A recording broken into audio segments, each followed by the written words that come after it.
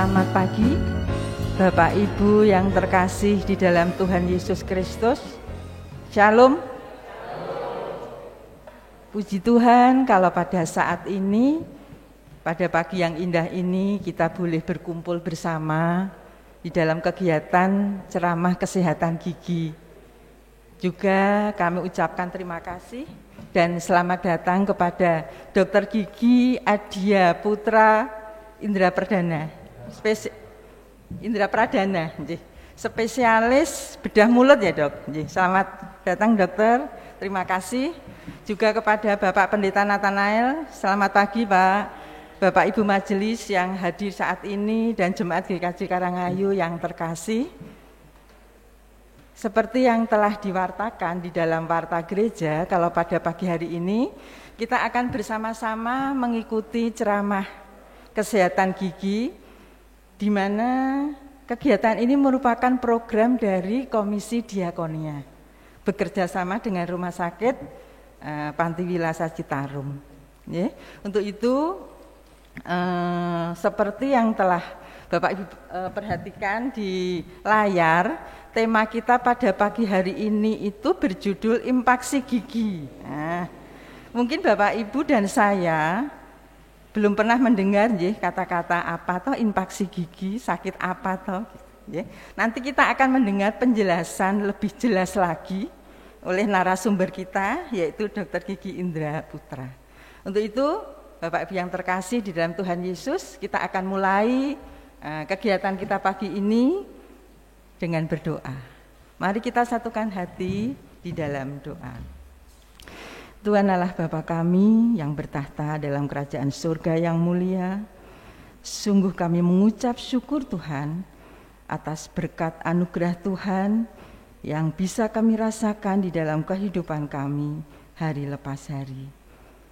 Terlebih pada saat ini, di hari Minggu yang indah ini Bapa, Engkau berkenan kumpulkan kami untuk kami boleh bersama-sama mengikuti ceramah kesehatan gigi. Biarlah melalui kegiatan kami pada pagi hari ini dapat menambah pengetahuan kami dan bermanfaat untuk kehidupan kami selanjutnya. Tak lupa kami juga berdoa untuk yang terkasih kami, Dr. Gigi Adi Putra, kiranya Tuhan urapi dengan kuasa Roh Kudus-Mu, sehingga apa yang akan disampaikan seturut kehendak dan rencana Tuhan. Kami serahkan seutuhnya jalannya ceramah pagi ini ke dalam tangan kasih Tuhan. Hanya di dalam nama Putra-Mu yang tunggal Tuhan Yesus, doa ini kami panjatkan. Amin. Bapak Ibu yang terkasih, kita akan mendengar sambutan dari majelis kepada Bapak Wintono, dipersilahkan.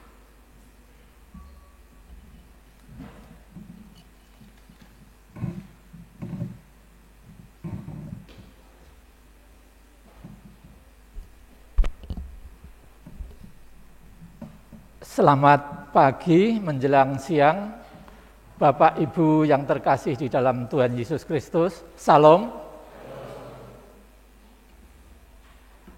Yang terhormat Bapak Pendeta Nathanael Kirsanto Emin yang kami hormati, yang terhormat Bapak Dr. Gigi Adia Putra Indra Pradana, yang terhormat Bapak, Ibu, saudara-saudari pengurus Komisi Diakonia, yang terhormat Bapak, Ibu, dan saudara-saudari Jemaat GKJ Karangayu yang berbahagia. Pertama-tama, marilah kita memanjatkan puji syukur kehadirat Tuhan, karena atas perkenannya juga kita pada saat ini bisa dikumpulkan, dipertemukan dalam keadaan sehat dan selamat. Bapak, Ibu yang terkasih di dalam Tuhan Yesus, perkenankan saya mewakili Majelis GKJ Karangayu menyampaikan terima kasih yang sebesar-besarnya kepada Bapak Dr. Gigi Adia Putra Indra Pradana yang telah berkenan meluangkan waktu, tenaga, pikiran untuk berkenan memenuhi permohonan dari Majelis GKJ Karangayu dalam rangka memberikan ceramah kesehatan gigi dan mulut kepada warga jemaat GKJ Karangayu. Kiranya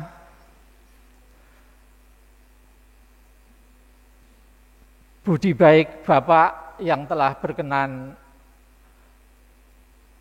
meluangkan waktu dan tenaga, Tuhan Yesus akan membalasnya, dan kepada Bapak beserta keluarga, Tuhan akan memberkatinya dengan berkelimpahan. Yang selanjutnya kami juga atas nama majelis mengucapkan terima kasih kepada pengurus Komisi Diakonia karena atas prakarsanya kegiatan ini bisa terlaksana. Semoga kegiatan-kegiatan seperti ini untuk tahun-tahun yang akan datang bisa dilaksanakan sehingga boleh menambah wawasan bagi jemaat GKJ Karangayu. Dan kepada warga jemaat GKJ Karangayu yang telah berkenan hadir memenuhi undangan dari Komisi Diakonia, kami mengucapkan terima kasih yang sebesar-besarnya. Kiranya Bapak Ibu bisa mendapatkan manfaat dari ceramah tentang kesehatan gigi dan mulut ini, sehingga bisa menerapkan di dalam kehidupan berkeluarga dan berumah tangga di setiap jemaat warga GKJ Karangayu. Akhirnya kami mohon maaf yang sebesar-besarnya sekiranya di dalam pelaksanaan kegiatan ini ada kekurangan dan kesalahan, dan kami ucapkan selamat mengikuti ceramah kepada Bapak Ibu warga jemaat GKJ Karangayu. Tuhan Yesus senantiasa memberkati kita semua. Waktu kami kembalikan ke pembawa acara.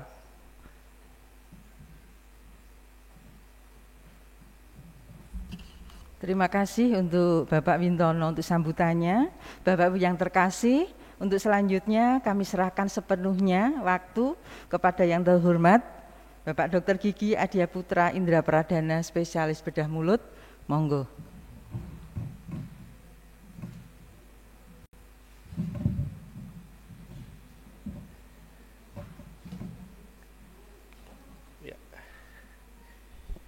Ya, selamat pagi menjelang siang, Bapak Ibu sekalian, adik-adik dan Mas.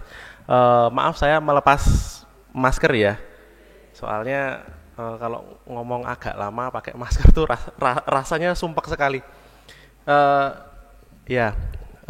Shalom Bapak Ibu semuanya, selamat siang terutama ke Bapak Pendeta Pak Pendeta Nathanael, ya, maaf, saya soalnya masih mengingat-ingat. Selamat siang sebelumnya, saya izin memperkenalkan diri. Nama saya Dr. Gigi Adia Putra Indra Pradana, spesialis bedah mulut. Saya merupakan dokter gigi tetap di Rumah Sakit Panti Wiloso Citarum. Dan sebenarnya saya adalah warga GKJ Karangayu sini. Mungkin masih banyak yang belum tahu, karena saya sebenarnya sudah menjadi lulusan pindah. Saya aslinya dari Yogyakarta. Saya dari GKJ Ambarukmo di Yogyakarta. Kemudian saya itu sejak tahun 2015 sudah bekerja di Rumah Sakit Panti Wiloso Citarum ini sebagai dokter gigi umum. Kemudian pada tahun 2017 saya ngambil sekolah spesialis bedah mulut di UGM. Kemudian baru kembali lagi ke Panti Wiloso tahun 2021 kemarin. Dan untuk selanjutnya ya saya akan bekerja penuh waktu di Rumah Sakit Panti Wiloso Citarum, sehingga saya istilahnya pindah gereja dari GKJ Ambarukmo ke GKJ Karangayu sini. Jadi mohon perkenalannya kepada Bapak Ibu semua. Terima kasih atas sambutan yang baik saya sudah diterima di sini.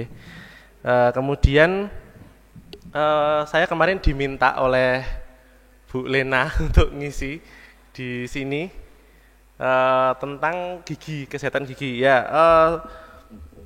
sebenarnya gigi itu masalah kesehatan yang boleh dibilang sering bukan menjadi perhatian yang penting ya bagi masyarakat.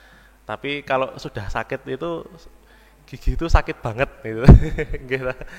Ya, di sini pada siang hari ini saya akan mencoba membagikan mengenai kesehatan yang istilahnya paling sering dikeluhkan oleh masyarakat terutama masyarakat muda pada zaman sekarang ini, yaitu nama penyakitnya impaksi gigi. Impaksi gigi itu mungkin sudah banyak yang sudah tahu ya.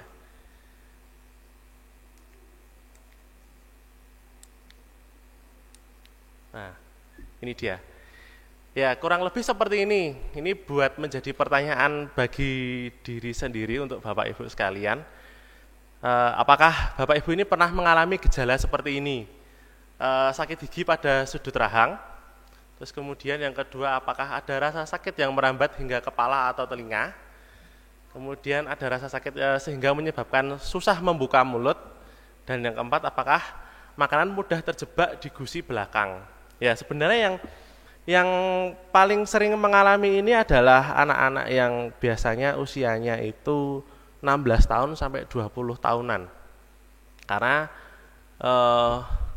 keluhan-keluhan ini itu munculnya adalah pada gigi paling belakang yang dia itu sedang mau tumbuh.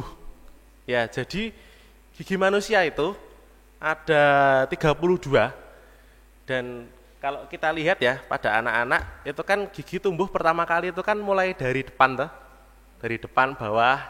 Nah, terus seiring bertambahnya usia itu dia akan tumbuhnya semakin ke belakang yang muncul. Nah, ini gigi yang paling terakhir kali muncul, ini adalah namanya gigi bungsu. Gigi bungsu ini adalah gigi yang paling belakang. Kalau gigi itu, cara menghitung jumlah gigi adalah kanan kiri atas bawah. Jadi dibagi 4. Rahang ini dibagi 4, mulainya dari depan. Yang paling depan tengah itu dia nomor 1. Kemudian diurutkan, paling belakang ini adalah gigi nomor 8. Jadi ada gigi 8-nya itu ada 4, jadi atas, bawah, kanan, dan kiri. Makanya jumlahnya adalah 32. Kalau tiap sisi tadi dia ada 8 gigi ya. Nah, gigi yang paling belakang ini dia sebenarnya usia tumbuhnya adalah usia 17 sampai 18 tahun, Bapak Ibu. Ya, yang mana biasanya ya anak-anak usia segitu kan sekolah ya, SMA gitu, dia mengeluhkan sakit di paling belakang. Nah, semakin kesini penyakit ini semakin sering. Ya, ciri-cirinya itu ini. Jadi ini dia ada gigi mau tumbuh, tapi dia masih tertutup gusi di atasnya, dan biasanya gusinya warnanya kemerahan atau bengkak gini. Nah, terus sisa makanan terselip di situ. Itu mau disikat juga sangat sulit. Nah, ini jadi dia bisa jadi giginya miring, bisa jadi enggak. Nah, terus karena dia posisinya yang seperti ini menyebabkan ada celah di antara gigi yang mau tumbuh itu dengan gigi di depannya. Akibatnya sisa makanan itu dia akan sering menumpuk di situ, dibersihkan sangat sulit. Nah, ketika dia menumpuk sisa makanan di situ, gusi akan menjadi bengkak, merah. Kadang-kadang keluar cairan warna putih seperti nanah gitu. Nah, ini kalau misalnya tidak bisa dilihat secara langsung, bisa dengan menggunakan foto ronsen, nanti dia akan kelihatan giginya di dalam seperti apa. Nah, maaf, terlalu cepat. Ya, inilah yang namanya gigi impaksi, di mana gigi yang paling belakang itu dia tidak bisa tumbuh dengan normal. Nah, dia tidak bisa tumbuh dengan normal, posisinya miring atau dia masih tertutup oleh gusi, sedangkan sisa makanan semakin sering menumpuk di situ dan dia menjadi bengkak. Kalau sudah seperti ini, rasanya akan sangat sakit sekali, bahkan bisa sampai bengkak yang kayak kalau kita lihat di TV itu dia sampai bengkaknya besar banget, itu kayak ngemut bakso istilahnya. Nah, ya ini tidak ada di slide-nya, tapi pasien saya sebagian besar menanyakan hal ini. Dok, kok bisa sih giginya miring seperti itu? Kok bisa giginya tidak tumbuh? Kalau misalnya ditunggu beberapa tahun lagi, kira-kira bisa tumbuh apa enggak, Dok? Nah, untuk gigi yang impaksi seperti ini, ketika dia sudah lewat masa tumbuhnya, yaitu 18 tahun, terus dia bisa tumbuh apa enggak, bisa hilang sendiri apa enggak, jawabannya adalah tidak. Nah, karena itu prosesnya seperti ini. Gigi itu tumbuh satu persatu dari depan ke belakang. Pertumbuhannya itu balapan dengan pertumbuhan rahang, Bapak Ibu sekalian. Jadi kalau kita lihat rahang anak-anak itu kan kecil toh, belum seperti rahang pada tengkorak manusia dewasa ya. Jadi seiring bertumbuhnya bertambahnya usia, rahang ini akan semakin melebar. Nah, di mana dia semakin melebar itu akan disediakan tempat untuk tumbuhnya gigi.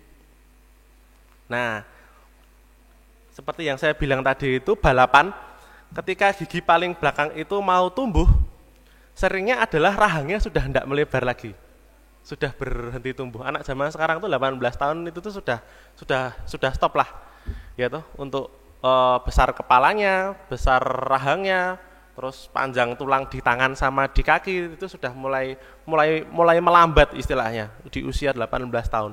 Dan akan benar-benar stop itu biasanya setelah melewati usia 20 tahun. Jadi kalau berharap gigi ini akan tumbuh, nah itu sepertinya hampir tidak mungkin. Jadi giginya akan terus seperti ini. Nah, solusinya adalah dengan cara giginya ini diambil. Kalau enggak dibiarkan terus-menerus, ya nanti akan timbul keluhan-keluhan baru yang mana dia akan menjadi lebih parah. Misalnya seperti munculnya nanah, jadi akan bengkak, munculnya infeksi, kemudian karena infeksi itu dia akan terkumpul nanah di situ. Nah, itu yang biasanya akan menjadi sangat membahayakan ya. Sudah pernah dengar cerita tetangga atau orang yang pernah dikenal itu meninggal karena sakit gigi belum pernah ada? Oh ya, puji Tuhan lah. Ya, karena kasus seperti ini sering dianggap remeh ya. Kebetulan kok ketika giginya sudah terinfeksi, kemudian muncul nanah di situ, itu dia akan terkumpul nanah di bawah rahang. Nah, kalau semakin banyak dia akan semakin besar, dan ketika semakin besar dia akan terkumpul di leher, di bawah leher sini. Nah, yang berbahaya adalah ketika di leher itu dia menyumbat jalan nafas. Memang kasus kematiannya jarang, tapi beberapa kasus sudah ditemukan yang seperti itu. Jadi akan menjadi perhatian untuk kita semua kalau ada gigi yang terinfeksi itu lebih baik ditangani sesegera mungkin, jangan ditunda-tunda. Ya, terus pertanyaan yang kedua adalah kenapa semakin sering di zaman sekarang ini? Kenapa kok zaman dulu jarang? Ya, itu ada kaitannya juga dengan evolusi tumbuh kembang manusia, yang mana anak-anak zaman sekarang itu konsumsi makanannya itu tidak seperti zaman dulu. Ya, konsumsi pemrosesan bahan makanan zaman sekarang itu sudah jauh lebih baik, sehingga membuat proses pengunyahan dalam waktu kita makan sehari-hari itu tidak seperti orang zaman dulu. Kalau orang zaman dulu itu kan karena pemrosesan makanan belum baik, Jadi makanan itu kan banyak yang keras-keras toh. Makanya kalau kita lihat foto buku sejarah zaman dulu, kalau kita lihat foto zaman dulu tuh gambar hitam putih, kok mesti orang-orang zaman dulu tuh merongos-merongos ya. Ya, toh? Nah, itu sebenarnya bukan merongos-merongos Bapak Ibu. Itu karena memang rahangnya besar. Orang zaman dulu itu rahangnya besar karena ya itu pemrosesan makanan belum bagus. Nggak ada zaman dulu tuh instan-instan itu tuh. Ya toh? Tebu aja digeletak toh. Nah, jadi orang zaman dulu itu rahangnya besar-besar sehingga ruang untuk tumbuh gigi paling belakang itu tadi itu dia cukup. Enggak kurang ruang untuk tumbuh gigi itu. Sedangkan untuk zaman sekarang makanan banyak yang instan-instan, pemrosesannya pun lebih baik, presto-presto banyak toh sekarang. Jadi rahang ini tidak dilatih untuk ngunyah lebih keras. Jadi zaman sekarang itu rahang kecil-kecil. Ya. Udah jarang yang rahangnya besar terus merongos. Malah seringnya adalah gigi anak zaman sekarang itu berjejal. Apa ya istilahnya? Ya, kesundulan gingsul. Nah, itu karena kurang ruang untuk gigi itu tumbuh. Jadi makanya rahangnya kecil, dia enggak dapat tempat untuk tumbuh, makanya dia gingsul. Gitu. Nah, ini sama. Ini kalau gigi paling belakang zaman sekarang seperti ini. Dia karena tumbuhnya paling terakhir, rahangnya udah enggak tumbuh lagi, ya dia enggak dapat tempat, terus dia akan miring seperti ini. Nah, kalau sudah seperti ini, seperti yang saya bilang tadi, apa yang harus dilakukan? Nah, ini adalah dengan cara giginya diambil, cabut gigi lah. Nah, ini kalau istilah medisnya namanya odontektomi. Ya, ini odontektomi. Ini kalau definisinya di sini adalah tindakan pembedahan untuk mengeluarkan gigi yang tidak dapat dilakukan dengan cara, nah ini ekstraksi itu maksudnya cabut gigi ini pakai bahasanya masih kurang awam ini. Ekstraksi biasa, ya, atau dapat dilakukan pada gigi yang impaksi atau tertanam di bawah tulang atau mukosa. Mukosa itu maksudnya gusi. Ya. Untuk gigi yang miring, yang paling belakang, itu kadang-kadang bisa dicabut biasa. Istilahnya, Bapak Ibu, ada yang belum pernah cabut gigi? Oh, ini sudah pernah semuanya? Ya, cabut gigi itu ya seperti itu, Bu. Disuntik dulu. Biasanya masuk, kalau udah kebas, kemudian giginya dicongkel keluar. Nah, tapi kalau untuk gigi yang terpendam, karena dia itu tertutup oleh gusi, jadi dia ini, Bu, harus dilakukan pembedahan. Karena dia tertutup gusi, ya gusinya harus dibuka dulu istilahnya, supaya gigi itu bisa keluar. Kalau enggak dibukakan jalan keluar, ya dia enggak bisa lahir istilahnya.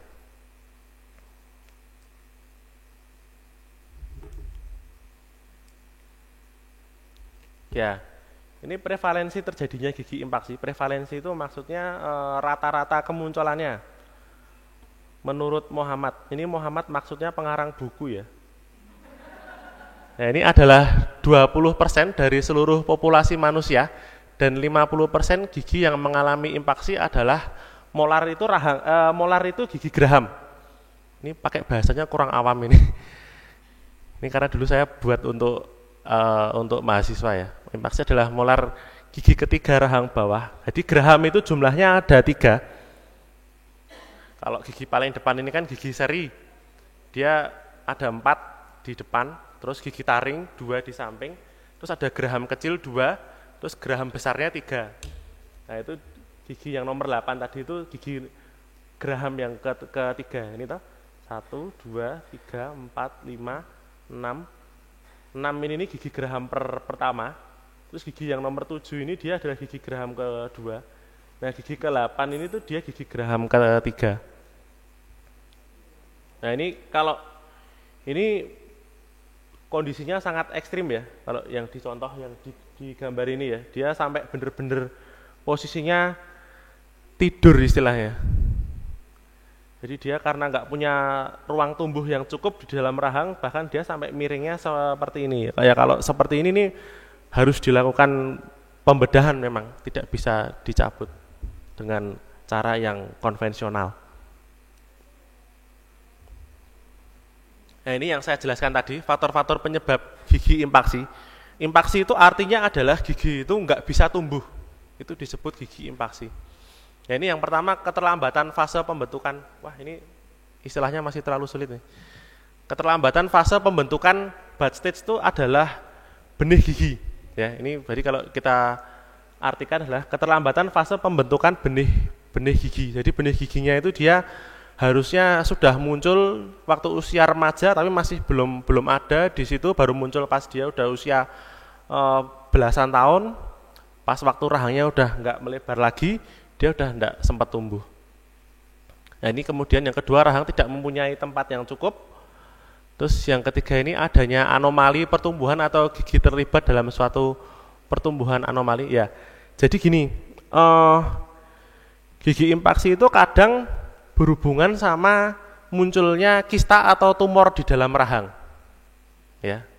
Tapi sebenarnya kejadiannya jarang sih. Jadi Bapak Ibu enggak perlu takut-takut banget kalau waktu di ronsen itu ada gigi impaksinya.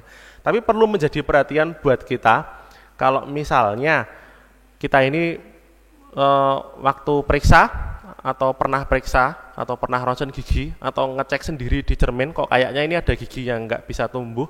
Nah, ketika di situ muncul pembengkakan, muncul rasa nyeri, nah itu sebaiknya diperiksakan ke dokter gigi sesegera mungkin untuk mencari tahu, ya amit-amit ya, mudah-mudahan enggak kenapa-kenapa gitu loh. Nah, terus kemudian yang terakhir adalah tumbuh dengan arah sumbu yang salah, kayak yang tadi itu giginya miring, tidur, harus dibangunin. Ya, ini kapan dilakukan odontektomi atau pembedahan gigi? Nah, ini yang pertama ketika dia itu menjadi sumber vokal infeksi. Sumber vokal infeksi itu maksudnya dia udah sering tertimbun sisa makanan di situ, terus membusuk sampai meradang gusinya merah. Lah itu ini udah menjadi sumber infeksi nih.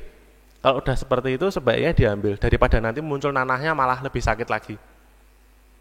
Terus yang kedua ini keluhan neurologis. Keluhan neurologis itu saraf. Nah, seringnya adalah pasien mengalami migrain. Migrain. Kalau misalnya gigi impaksinya itu di sisi kiri, ya dia migrainnya di sisi kiri. Kalau dia impaksinya di sisi kanan, ya dia akan migrain di sisi kanan. Kalau dua-duanya, ya kadang-kadang sakit kepalanya di dua sisi langsung sekaligus. Tapi jarang sih. Lebih seringnya itu yang dikeluhkan pasien adalah satu sisi. Kalau misalnya ada dua gigi yang dia itu impaksi, kanan dan kiri, biasanya keluhannya tidak muncul bersamaan. Tapi biasanya yang kiri dulu, terus beberapa bulan kemudian baru yang kanan gitu. Yang ketiga ini perikoronitis. Perikoronitis ini pakai istilah yang sulit lagi ini. Perikoronitis ini gusinya bengkak. Nah, ya. Kemudian yang keempat terlibat dalam karies. Karies itu gigi berlubang. Ya, jadi nah, sisa makanan itu kan sering terjebak di sini. Nah, ini kadang-kadang karena sisa makanan terjebak di situ ini membuat giginya yang terpendam ini bolong atau gigi yang di depannya yang malah jadi bolong. Keluhan paling sering adalah bikin gigi depannya bolong. Nah, ini pasiennya rugi dua kali ya. Udah yang ini sakit, yang depannya ikut sakit. Biasanya kalau kayak gini berujung dua-duanya diambil. Nah, itu kenapa alasannya tadi, kalau ada gigi yang impaksi itu sebaiknya segera dirawat. Tujuannya supaya gigi ini yang di depannya ini enggak eman-eman, daripada ikut rusak, mendingan yang ini diambil duluan. Ya, kalau ini diambil nanti cepat ompongnya. Oke. Nah, padahal ini kan posisinya normal ya, gigi yang di depannya ini gigi sehat, enggak kenapa-kenapa, kok tahu-tahu rusak gitu.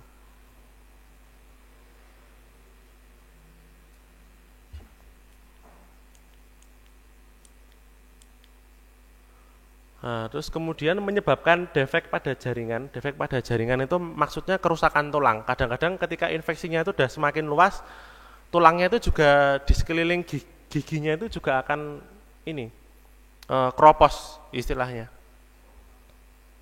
terus menjadi penghalang bagi tumbuhnya gigi permanen yang normal, sama terlibat dalam pembentuknya. Nah, ini kelainan patologis itu maksudnya kista sama tumor tadi.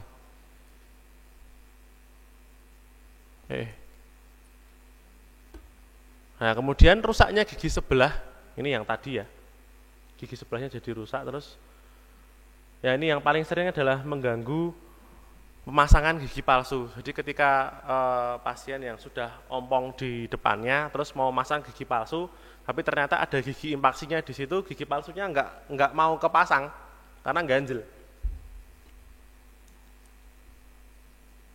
Nah ini ya contoh-contohnya. Ini malah ada yang 2 gigi sekaligus ini. Ini jarang sih. Nah ini kalau sampai terbentuk kista sama tumor itu kalau di ronsen bentuknya seperti ini. Jadi dia ada jaringannya di dalam tulang rahang gini. Ini CT scan sih ini. Ya ini yang saya bilang tadi ya. Ini kalau contoh foto ronsennya giginya miring, kemudian sisa makanan tuh sering kejebak di sini. Nah, ini malah gigi depannya yang kerowok. Jadi nanti harus diambil dua-duanya, karena kalau cuma diambil salah satu aja keluhannya nggak hilang, pasien akan masih merasakan sakit. Nah ini juga. Nah ini, apakah yang akan terjadi jika gigi tersebut tidak dicabut? Nah ini yang pertama perikoronitis. Perikoronitis itu gusi bengkak. Terus yang kedua ini karies. Karies itu gigi berlubang. Yang berlubang bisa gigi yang impaksi atau gigi yang di depannya. Terus yang ketiga ini root resorption. Ini akar giginya akan apa ya, diserap oleh tubuh. Lama-kelamaan akar giginya itu hilang. Terus gigi yang sehat di depannya itu malah lepas dewe. Gitu. Nah ini yang ketiga ini terbentuknya kista. Kemudian yang kelima ini terbentuknya tumor. Kalau tumor jarang sih, 0,1 sampai 0,2%. Tapi ternyata yo ada, sudah saya temukan beberapa kali. Jadi pasien itu muncul tumor di rahang itu karena gigi terpendam.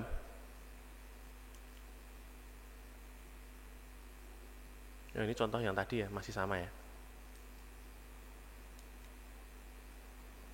Nah ini, ya ini terbentuk kista, terbentuk tumor itu kalau di foto ronsen seperti ini. Nah ini kemudian kalau kita mau melakukan pencabutan gigi dengan pembedahan, apa saja yang perlu dipersiapkan? Ya, yang pertama gini, tidak semua gigi yang terpendam itu mesti dicabut. Ya, kalau kita mengetahui ada keluhan di gigi itu, nah itu sudah merupakan indikasi untuk gigi itu dicabut. Ya, belum tentu semua gigi yang impaksi, yang terpendam itu harus dicabut. Tapi kalau sudah ada keluhan, sebaiknya memang harus dicabut. Ya, untuk kita melakukan pencabutan gigi itu, kita yang pertama harus menjaga kondisi supaya dalam keadaan sehat. Ya, kalau kita mau, ya ini nggak hanya waktu pembedahan gigi bungsu ya, termasuk cabut gigi. Banyak pasien-pasien itu yang bertanya-tanya, saya pernah cabut gigi di sana, nggak sakit, tapi saya cabut gigi di tempat lain itu kok pernah sakit sampai berhari-hari nggak sembuh-sembuh. Itu belum tentu salah dokternya yang nyabut, bapak ibu ya. Itu bisa jadi karena kondisi kita itu pas sedang dicabut itu sedang dalam kondisi yang kurang fit. Ya, kita ini tubuh manusia itu kan punya kekebalan tubuh. Kekebalan tubuh itu kan melawan kuman. Ya, ketika terjadi luka, ya luka pencabutan gigi di situ. Gigi itu kan kalau dicabut itu kan terus kan muncul lukanya toh. Enggak langsung sembuh, tapi kan muncul luka bekas pencabutan gigi di situ. Nah, luka pencabutan gigi ini kan rawan dihinggapi oleh kuman. Yang mana rongga mulut manusia itu kan sebenarnya banyak kumannya. Apalagi kalau enggak sikat gigi. Ya. Nah, ketika tubuh kita itu dalam kondisi kurang fit, kurang istirahat, kurang makan makanan yang bergizi, atau habis jaga malam seharian, ya mungkin ada yang pekerjaannya polisi, terus apa ya, istilahnya di masyarakat lah, itu kan bisa bekerjanya nggak kenal waktu ya, bisa malam-malam gitu tuh. Nah itu ketika kita kelelahan, daya tahan tubuh itu akan drop, akan menurun, sehingga kemampuan luka yang dicabut gigi tadi untuk melawan kuman yang menghinggapi di situ, dia nggak akan bekerja dengan baik.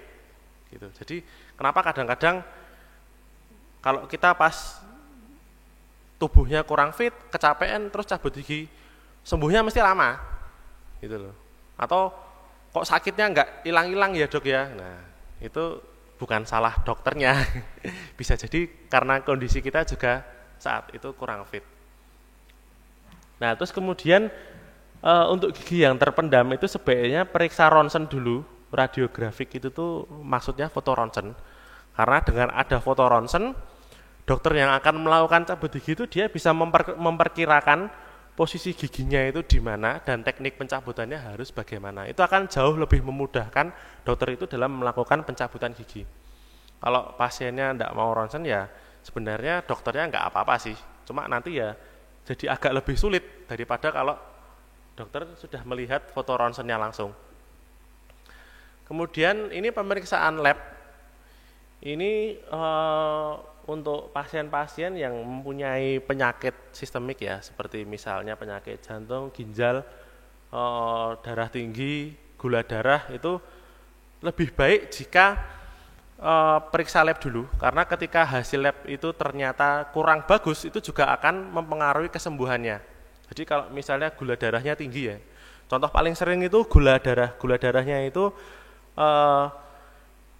maksimal untuk bisa dilakukan pencabutan gigi itu 200 mg per desiliter. Kalau di atas itu, biasanya luka bekas pencabutan giginya akan rawan terinfeksi, sembuhnya akan lebih lama, atau perdarahannya nggak berhenti-berhenti. Nah itu kan kasihan di pasiennya juga. Nah ini kemudian yang terakhir siap mental, karena kebanyakan orang takut untuk cabut gigi. Ya ini komplikasinya. Komplikasi itu maksudnya adalah resiko yang bisa terjadi sewaktu-waktu tanpa kita bisa memperkirakan. Ya, ini ada yang namanya parestesi. Parestesi itu kebasnya nggak hilang-hilang. Kalau kita mau cabut gigi, itu kan dibius dulu. Ketika dibius, rasa yang muncul itu kan kebas, kesemutan. Nah ini bisa jadi kebasnya itu nggak hilang-hilang sampai beberapa hari. Ya itu penyebabnya macam-macam, bisa jadi karena waktu melakukan pembiusan jarum suntiknya itu mengenai batang saraf yang ada di dalam rahang sehingga melukai sarafnya. Ya ada yang dia itu hilang dalam beberapa lama, kemudian ada juga yang menjadi permanen. Cuma kalau yang permanen jarang banget sih. Lebih seringnya itu dia ya nanti kebasnya hilang dalam waktu 1 sampai 2 mingguan lah. Kemudian pembengkakan pasca odontektomi. Ya, semua tindakan pembedahan itu pasti akan menimbulkan bengkak. Jadi kalau bengkak habis cabut gigi itu normal. Kalau kita lihat di film-film itu, enggak harus di film sih. Orang pernah lihat orang habis operasi plastik itu kan bengep-bengep semuanya. Itu memang tindakan pembedahan itu akan menimbulkan bengkak. Kita pernah operasi di perutnya jadi agak bengkak dikit, ya itu memang seperti itu. Karena itu proses penyembuhannya. Jadi jangan kaget kalau habis cabut gigi terus muncul bengkak, itu sebenarnya cukup dikompres dingin saja. Nah kemudian ini infeksi pada jaringan lunak maupun tulang. Ya ini infeksi ini tidak bisa kita perkirakan ya, kita sudah rajin membersihkan area lukanya habis cabut gigi, sudah menjaga kondisi tubuh supaya tidak drop waktu cabut gigi, tapi ternyata tetap muncul infeksi di situ juga. Nah itu sebenarnya faktornya macam-macam. Mungkin karena jarang sikat gigi atau punya karang gigi atau punya penyakit sistemik seperti diabetes tadi, dan ya yang paling sering adalah ini ya kurangnya menjaga kebersihan mulut setelah cabut gigi. Sebenarnya habis cabut gigi itu sikat gigi biasa, kumur-kumur itu boleh kok. Tapi kebanyakan pasien itu takut. Setelah cabut gigi terus takut. Mau sikat gigi, mau kumur-kumur itu takut. Nah kemudian yang terakhir ini trismus pasca operasi. Trismus itu nggak bisa membuka rahang dengan lebar. Jadi kayak kaku-kaku gitu. Nah itu normal. Dia akan hilang sendiri biasanya setelah 3 sampai 4 hari. Kalau nggak hilang, berarti harus balik ke dokter giginya. Nanti akan diberi obat. Ya ini kalau misalnya komplikasi-komplikasi ini muncul, Bapak Ibu nggak perlu panik, nggak perlu khawatir. Langsung kontrol aja ke dokter giginya. Nanti biasanya ini semuanya ini ada obatnya kok. Jadi nggak akan jadi penyakit yang permanen. Nah ini memar juga bisa, kayak habis ditonjok gitu, kayak habis berantem.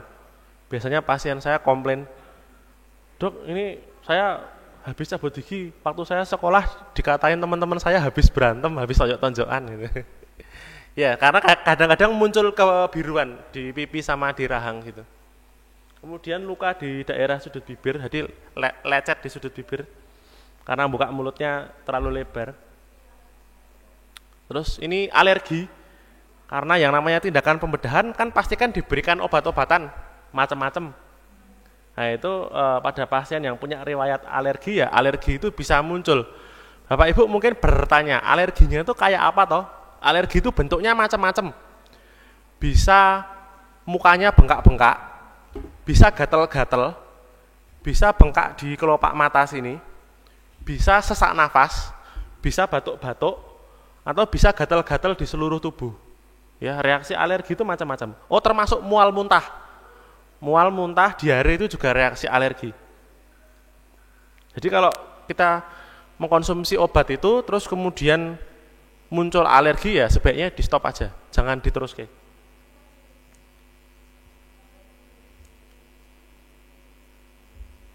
Ya ini instruksi pasca pencabutan gigi sih. Ya kalau cabut gigi itu sebaiknya ya, ini sekedar tips dan trik dari saya. Ketika Bapak Ibu itu melakukan cabut gigi, terus mendapatkan obat anti nyeri, supaya cabut gigi itu hari setelahnya itu nggak merasakan sakit. Obat anti nyeri itu sudah harus diminum sebelum biusnya hilang. Kalau Bapak Ibu minum setelah obat bius yang ada di giginya itu sudah terlanjur hilang, sakitnya udah mulai muncul, obat anti nyerinya nggak akan bisa mengatasi nyerinya. Bisa sampai 2-3 hari masih sakit terus. Gitu. Jadi kalau setelah cabut gigi dapat obat langsung diminum, nggak perlu ditunda-tunda. Terus perdarahan supaya tidak banyak darahnya, itu kita harus menghindari makan minum yang panas. Ya, darah itu ketika muncul dia harus membeku. Supaya membeku kita bisa minum yang dingin-dingin. Nah kalau anak-anak biasanya senangannya minum es krim, habis cabut gigi terus mintanya es krim. Bu, saya mau minta es krim. Nah, itu sama dokternya boleh kok gitu. Kalau minum panas atau merokok, jadi didekatkan dengan sumber yang panas, dia kan malah tambah ngocor, darahnya keluar terus. Nah, terus ini ya, ini tidak boleh mengkonsumsi minuman panas, menggunakan sedotan. Menggunakan sedotan itu kan kita nyedot darah yang sudah membeku di tempat lukanya itu biasanya ikut kesedot, terus lepas, terus keluar darahnya lagi. Terus berkumur-kumur itu sebenarnya boleh, cuma pelan-pelan. Kalau terlalu kencang ya nanti dia darahnya keluar lagi. Ya ini merokok, mengkonsumsi alkohol ini juga menyebabkan penyembuhan lukanya menjadi tidak bagus. Ya, mungkin begitu Bapak Ibu sekalian. Apakah ada yang mau bertanya? Oh, nggih. Ada yang mau tanya? Pakai mic ya?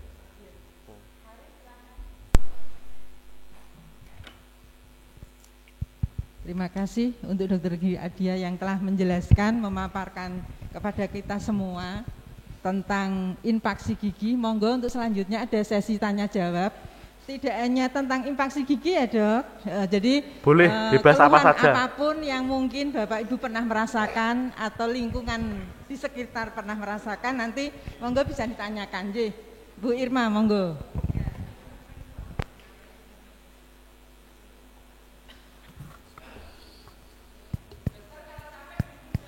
Oh iya, enggak apa-apa, di sini aja.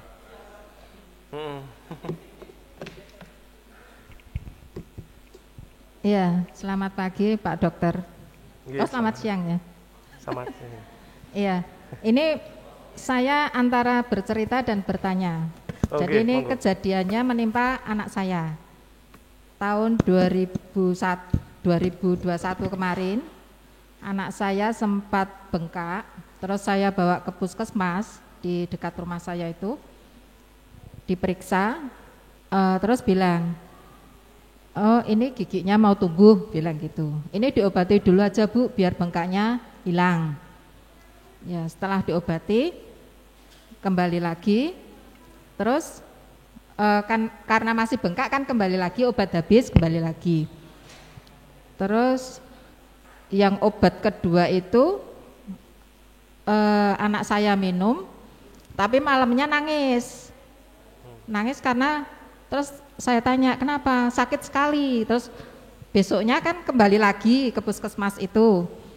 Terus saya bilang sama dokternya, dok ini kok kata anak saya rasanya tambah sakit. Terus dokternya bilang begini, Ibu, obat itu tidak menyembuhkan 100%. Jadi yang menyembuhkan itu pikiran, makanan sehat, dan istirahat cukup. Jadi obat itu hanya membantu, tapi tidak menyembuhkan. Nah terus saya bilang, lah terus anak saya bagaimana? Tetap kesakitan? Oh ini obatnya saya ganti. Terus diganti obatnya, pulang kan, terus ya saya blonyoi lah, pakai minyak anget gitu toh, saya blonyoi. Lah terus dia masih kesakitan, terus anak saya ajak ke puskesmas lagi, enggak mau. Ya mungkin trauma atau gimana dokter. Nah yang ingin saya tanyakan, untuk dokter giginya ini, dia bilang seperti itu, tetapi anak saya masih merasa kesakitan, dan sekarang giginya sudah tumbuh, dan seperti gambar ini tadi miring, dia nabrak di keluar gitu toh dokter, terus kelihatan pipinya itu agak benjol sedikit. Nah seperti itu. Dokter giginya itu apakah obat yang dikasih itu sudah benar atau bagaimana? Kok tidak ada rujukan? Maksud saya kembalikan ke puskesmas itu, saya mau minta rujukan biar dirujuk ke rumah sakit gitu. Tapi ternyata tidak. Seperti itu. Ya ini cerita saja. Oh, umur anak saya 20 tahun. 20 tahun? Iya. Terima kasih dokter. Ya. Terima kasih untuk pertanyaannya Bu. Ya. Itu gini, memang kalau sudah 20 tahun terus ada gigi mau tumbuh, itu ditunggu tumbuh nggak akan tumbuh Bu. Seperti yang saya bilang tadi, kalau udah posisinya miring ya dia nggak akan terus tegak, terus posisinya bener. Kalau sudah gusinya bengkak, itu memang ya harus ada penanganannya istilahnya. Penanganannya. Nah, gini, ini juga menjadi pertanyaan untuk saya, sering diajukan oleh pasien-pasien saya. Dok, kalau gigi sedang sakit banget, itu sebaiknya dicabut apa ditunggu dulu sampai sakitnya hilang toh? Nah, jadi gini, ketika gigi itu sedang sakit, gusinya bengkak, itu kan berarti kan ada peradangan. Nah, ketika ada peradangan di situ, ya ini saya nggak perlu menjelaskan secara detail proses secara biologinya bagaimana, tapi intinya gini, ketika ada peradangan menyebabkan nyeri yang hebat, itu dia akan mengganggu kerja obat biusnya. Jadi kalau gigi pas lagi sakit, menteng-menteng, itu terus kita maksa untuk cabut gigi, dokter giginya akan memberikan obat bius, biusnya sudah kerasa nih, kesemutan, tapi pas giginya ditarik sakitnya bukan main. Nah itu memang seperti itu, karena ketika ada peradangan, obat bius itu tidak akan bekerja dengan maksimal. Jadi biasanya dokter itu ketika tahu pasiennya sedang kesakitan, biasanya akan diberikan obat dulu untuk meredakan peradangannya. Ketika peradangannya sudah reda, baru nanti programnya akan dilakukan cabut gigi. Nah, jadi ketika ini bengkak, sakit, gusinya merah, sampai pusing lah istilahnya, sakitnya sampai enggak bisa tidur. Biasanya dokter tuh memberikan dua macam sih, antibiotik sama anti nyeri. Atau mungkin enggak pakai antibiotik, cuma anti nyeri sama anti radang saja. Nah, itu untuk mengurangi peradangannya dulu. Tujuannya supaya nanti pas sudah 5 hari atau 3 hari nyerinya sudah reda, obat biosnya ini bisa bekerja gitu loh. Jadi pas dicabut enggak terlalu sakit gitu. Nah, gitu Bu. Mungkin ada yang mau tanya lagi? Boleh, silakan, monggo. Selamat siang, dokter. Nama saya Hanita, Dok. Saya sekarang usianya 39 tahun. Kira-kira 6 tahun yang lalu saya pernah operasi impaksi, Dok. Di keempat belakang diambil semua gitu. Geraham belakang diambil semua. Kemudian masalahnya setelah dioperasi itu tadi dokter menunjukkan ada yang poin yang pertama itu loh, Dok. Nah, itu terjadi ke saya itu, Dok. Kebas di lidah saya. Nah, ini sampai sekarang masih, Dok. Kemudian tadi dokter bilang bahwa tenang aja, itu ada obatnya. Nah, sebetulnya ketika setelah pos operasi saya sudah bilang ke dokter gigi yang mengoperasi saya, dokter ini kok saya seperti ini gitu. Nah, terus dari dokter Frans bilang ya udah Ibu, saya beri obat. Jangan sebut merek, Bu. Iya, saya nggak nyebut soalnya saya juga lupa, Dok. Terus juga ada vitamin gitu. Kalau itu vitamin B aja, Dok, nggak merek ya gitu ya, Dok ya. Itu terus kemudian masih juga, terus saya kembali ke dokter. Terus dari dokternya kemudian mengambil langkah untuk terapi ini. Fisioterapi. Fisioterapi, cuman diberi anget-anget gitu, ditempelin apa gitu loh, saya lupa, Dok. Cuman habis itu masih juga gitu rasanya kebasnya itu. Jadi rasa kebasnya itu enggak 100% enggak bisa ngerasain apa-apa gitu, Dok. Cuman enggak sepeka yang dulu gitu, dokter. Kalau ngincipi pun, misalnya saya memasak sesuatu, saya ngincipi juga harus yang volume yang agak banyak gitu. Tapi saya masih bisa untuk merasakannya gitu. Terus untuk pengucapan huruf R gitu, saya dulu nggak pernah mikir untuk bilang R, tapi kalau sekarang kayak harus R-nya harus saya cetak nih lagi begitu, Dok. Nah, yang mau saya tanyakan, sebaiknya saya gimana ya, Dok, gitu, untuk bisa mungkin menghilangkan rasa kebas di lidah saya ini. Terima kasih, dokter. Ya, terima kasih atas pertanyaannya, Bu Herina. Jadi gini, itu namanya seperti yang saya sebutkan tadi, itu parestesi. Parestesi itu ada yang bisa hilang, ada yang enggak. Yang enggak bisa hilang itu memang lebih jarang sih. Lebih seringnya itu dia bisa hilang dengan sendirinya, memang walau dalam waktu yang lama ya. Nah, cuma kalau yang tidak hilang itu berarti kondisinya permanen. Dia memang akan berkurang pelan-pelan, tapi enggak sampai terus bisa hilang sepenuhnya toh. Udah ini aja udah sampai 6 tahun ya. 6 tahun. Nah, itu bisa sampai seumur hidup sih. Mohon maaf ya. Jadi memang ada beberapa kondisi yang tidak terhindarkan.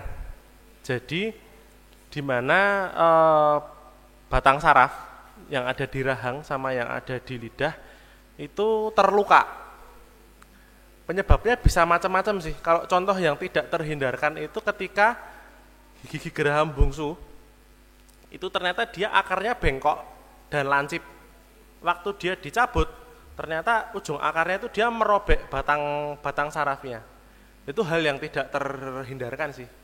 Jadi istilahnya ya saya bilang tadi apa ya, istilahnya termasuk salah satu risikonya, dan itu memang sebaiknya dijelaskan dari awal dari dokter giginya kalau misalnya ada resiko munculnya seperti itu nanti nggak hilang-hilang. Nah itu mungkin kalau bisa diperkirakan mungkin kurang lebih penyebab terseringnya adalah itu. Jadi ujung akar dari gigi yang dicabut itu dia kadang-kadang itu bentuknya kayak kail gitu loh. Nah waktu dia ditarik, giginya ditarik, dia nyenggol sama batang sarafnya itu, terus batang sarafnya robek. Nah bagaimana yang bisa sembuh itu ketika batang sarafnya itu robek tapi nggak sampai putus. Jadi dia masih bisa nyambung lagi. Jadi istilahnya cuma kayak robek gitu. Tapi kalau dia sampai benar-benar putus-putus itu biasanya dia akan jadi permanen. Nah, sedangkan untuk mengetahui bentuk ujung akarnya itu dia nyenggol batang sarafnya atau enggak, itu sampai sekarang belum ada alatnya yang bisa mendeteksi itu. Karena foto ronsen itu kan cuma gambaran 2 dimensi toh, bukan gambaran 3 dimensi. Jadi misalnya dari foto ronsen kita lihat ini ujung akar gigi, ini misalnya dia bersentuhan sama batang saraf. Karena foto ronsen itu kan film ya, jadi dia bukan gambaran 3 dimensi. Kita nggak tahu waktu gambar itu dicetak, ini sebenarnya batang sarafnya ini nempel di akarnya, atau di depannya, atau di belakangnya, gitu. Jadi kita masih sampai sekarang belum bisa mencari tahu apakah kalau kasus-kasus seperti itu tuh bisa dicari tahu kemungkinan nanti akan muncul cedera saraf seperti itu, gitu. Ya obatnya itu memang diberi vitamin saraf, dan vitamin saraf itu adalah vitamin B kompleks. Saya nggak sebut merek ya, yang biasanya warnanya biru putih itu. Bapak Ibu tahu lah sih. Kalau nggak tahu tanya sebelahnya. Gitu Bu. Sampai sekarang masih mengkonsumsi itu? Enggak apa-apa. Itu ya, tapi semakin kesini semakin berkurang, tapi kayak lambat sekali kan. Enggak apa-apa Bu, ditelateni aja. Yang penting rutin minum vitamin B aja sih sebenarnya. Ya kalau waktu masih awal-awal itu memang ada obat yang khusus untuk obat saraf. Tapi itu hanya ngefek untuk 3-6 bulan pertama. Kalau udah lewat 6 tahun dikasih itu ya enggak bakal ngefek sih. Ngefeknya dikasih yang vitamin B kompleks tadi. Gitu Bu. Masih ada yang mau ditanyakan lagi? Monggo, mungkin ada yang mau menanyakan lagi. Bedah mulut tuh enggak sekitaran gigi aja ya. Bu mau tanya yang selain gigi ya boleh. Misalnya patah rahang, bibir sumbing itu juga dikerjakan oleh bedah mulut. Monggo Bu, silakan. Selamat siang Dok. Ya, terima kasih siang untuk waktunya. Yang ingin saya tanyakan, mohon maaf mungkin di luar topik infeksi gigi. Boleh Bu. Ya, saya ingin menanyakan Dok, apakah betul infeksi pada gigi berlubang itu bisa berakibat buruk pada kesehatan jantung Dok? Misalnya terjadi kerusakan pada organ jantung, seperti itu Dok. Terima kasih untuk jawabannya. Iya, terima kasih Bu. Ini pertanyaan yang sangat bagus sekali. Ya, jadi kuman yang ada di gigi itu namanya Staphylococcus aureus sama Streptococcus mutans. Dilalah, kuman itu juga merupakan kuman yang menempel di katup jantung. Jadi kumannya sama. Jadi mungkin Bapak Ibu pernah ada yang pasang ring. Kalau udah ada yang pernah pasang ring, mesti sebelum pasang ring suruh nyabuti gigi-gigi yang rawok dulu. Tujuannya itu. Jadi kuman yang ada di gigi itu kan ada saraf sama pembuluh darahnya. Nah ini loh. Nah di dalam gigi ini kan ada pembuluh darah sama saraf. Ini tuh turun ke bawah, ini sampai ke rahang sini, ke tulang rahang, terus masuk ke peredaran darah yang ada di tulang rahang. Nah, ketika kuman itu dia masuk ke gigi semakin dalam, ya dia akan masuk ke peredaran darah, akan muter di dalam tubuh. Kuman yang saya sebutkan tadi, Staphylococcus aureus sama Streptococcus mutans itu. Nah, pada orang yang memiliki kelainan katup jantung, penyakit jantung koroner dan sebagainya, kalau dia memiliki gigi yang kerowok, berarti kan ada kuman nih. Dia sebenarnya punya sumber kuman di dalam mulut. Ketika dia masuk ke peredaran darah, muter di dalam darah, dia bisa mengendap di katup jantung dan di pembuluh darah koroner di jantung. Dan itu sangat berbahaya. Bisa menyebabkan yang namanya endokarditis. Endokarditis itu dia peradangan jantung akibat infeksi kuman yang saya sebutkan tadi. Gitu. Jadi bakteri itu bakteri yang hinggap di tubuh manusia, menginfeksi tubuh manusia itu sebenarnya beda-beda. Ya, bakteri yang ada di kulit sama yang ada di mulut itu beda. Bakteri yang ada di kulit tidak akan menimbulkan penyakit di mulut. Bakteri yang ada di mulut juga tidak akan menimbulkan penyakit di kulit. Terus bakteri yang ada di saluran pencernaan itu juga tidak akan menimbulkan penyakit di kulit. Jadi beda-beda. Tapi kebetulan bakteri yang ada di gigi itu bisa menimbulkan penyakit di jantung. Jadi seperti itu ya Bapak Ibu. Belum pernah ada yang pasang ring ya? Janganlah, betul. Jangan. Cuma kalau Bapak Ibu pernah dengar dari rekan atau dari tetangga mau pasang ring di jantung harus cabut gigi dulu, ya memang seperti itu, benar. Karena sumber kumannya harus dihilangkan dulu, baru ringnya itu bisa dipasang. Seperti itu. Ada yang mau tanya lagi? Baik Dok, terima kasih.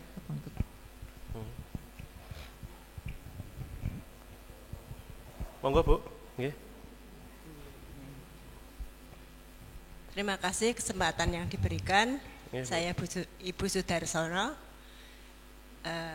Saya akan menanyakan bagaimana caranya kita merawat gigi agar tidak terjadi karang gigi.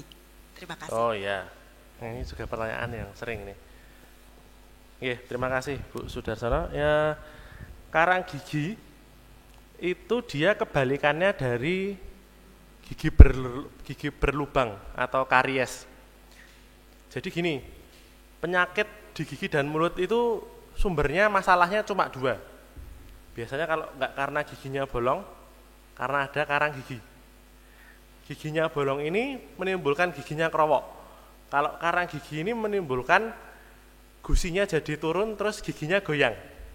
Ya, nah, dan penyebab dari karang gigi sama karies gigi ini saling berlawanan. Penyebab karies gigi adalah karena kondisi rongga mulutnya terlalu asam. Terlalu asamnya itu penyebabnya macam-macam, karena sisa makanan. Sisa makanan itu kan jadi makanan untuk kuman. Sedangkan bakteri itu kan sifatnya dia akan memfermentasi toh. Jadi dia akan makan sisa makanan terus produknya itu berupa asam. Nah, jadi orang yang giginya kerowok karena rongga mulutnya kotor itu dia akan cenderung lebih asam. Nah, makanya ada juga orang yang sudah rajin sikat gigi tapi kok giginya tetap kerowok. Itu biasanya lebih sering ditemui pada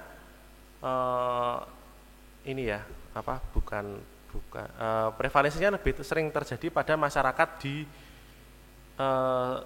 Sumatera. Ini contohnya ya, saya pernah studi di sana, itu di Palembang. Mereka kan suka makan empek-empek itu. Cuka empek-empek itu ternyata lebih sering bikin giginya kerowok karena sifatnya asam. Makanya kalau pernah ke sana banyak menemui masyarakat di sekitaran Sungai Musi itu giginya banyak yang kerowok, penyebabnya itu. Gitu. Nah, sama anak-anak suka minum susu sambil ngedot tapi nggak langsung ditelan, istilahnya genang di dalam mulut itu loh, ngecembeng kalau orang Jawa bilang. Nah, karena susu kalau ngendon di situ kan susu itu kan sangat cepat difermentasi oleh bakteri, langsung berubah jadi asamnya itu kan cepat. Makanya kalau anak-anak yang masih suka ngedot sampai ketiduran itu kan kerowoknya langsung depan semuanya toh. Nah, itu seperti itu. Jadi penyebab gigi kerowok itu asam. Nah, sekarang penyebab karang gigi itu adalah kebalikannya. Kalau kita pernah belajar kimia itu kebalikannya asam itu kan basa. Nah, rongga mulut yang basah, itu dia akan semakin mempermudah terjadinya pengendapan karang gigi. Karang gigi itu sebenarnya adalah mineral-mineral yang diproduksi dari kelenjar liur. Nah, kelenjar liur kita itu kan memproduksi air liur. Ternyata di dalam air liur itu ada mineral-mineralnya. Ya, mineral-mineralnya itu fosfor atau apalah gitu. Nah, itu karena kondisi rongga mulut yang basah, dia akan saling berikatan, terus terbentuklah plak sama karang gigi di situ, Bu. Jadi untuk mencegah karang gigi itu sebenarnya lebih sulit daripada mencegah karies gigi. Kalau karies gigi kan berhubungan dengan asam. Asamnya itu bisa dari produk sisa makanan, yaitu cuma tinggal dibersihkan aja toh. Tapi kalau berhubungan dengan kondisi air liur yang lebih basah, itu agak sulit. Kita sampai sekarang masih belum tahu caranya ngubah air liur kita supaya enggak terlalu jadi basah. Itu biasanya karena kondisi individu masing-masing. Jadi agak sulit. Kalau misalnya penanganan untuk karang gigi, ya lebih rajin membersihkan karang gigi kalau karang giginya sering muncul. Gitu, Bu. Jadi iya harus di scaling itu loh, pakai. Iya, memang harus lebih sering ke dokter gigi, Bu. Karena alatnya memang khusus, dia kan nempel banget itu keraknya itu di giginya. Kalau enggak pakai alat yang bisa bergetar itu, dia enggak akan lepas, Bu. Sulit memang. Iya, di balik gusi ya itu memang harus Bu, ke dokter gigi, Bu. Iya, cuma pernah ada studi kejadian karang gigi itu lebih sering muncul pada masyarakat yang tinggalnya banyak di daerah yang batu kapur sama gamping itu loh. Cuma bukan berarti yang enggak tinggal di sana terus enggak muncul, bisa tetap muncul. Cuma prevalensinya lebih sering yang tinggal di sana. Kayak dulu saya pernah KKN di daerah Gunung Kidul, terus Wonogiri itu seperti itu, banyak karang giginya. Purwodadi itu. Gitu nggih, Bu? Ya mungkin itu juga. Nggih, monggo, Bu. Ada yang mau bertanya lagi? Ya.